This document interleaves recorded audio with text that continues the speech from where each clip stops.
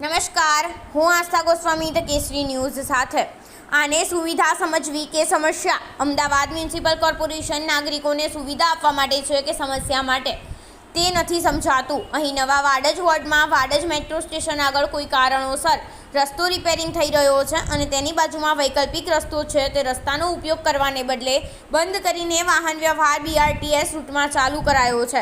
હવે BRTS રૂટના રસ્તામાં ખૂબ જ ખરાબ છે. તે છતાં BRTS રૂટમાં વાહન વ્યવહાર ચાલુ કરતાં ટ્રાફિક સમસ્યા પણ વધી છે અને બીજી બાજુ સાઈડમાં જે રસ્તો છે તે રસ્તો પણ સારો છે, છતાં પણ કોઈ કારણસર વિના સારો રસ્તો બંધ કરવામાં આવે છે. જે આ બંધ કરેલો સાઈડનો સારો રસ્તો ચાલુ કરવામાં આવે તો ટ્રાફિક સમસ્યાનું નિવારણ આવી શકે છે.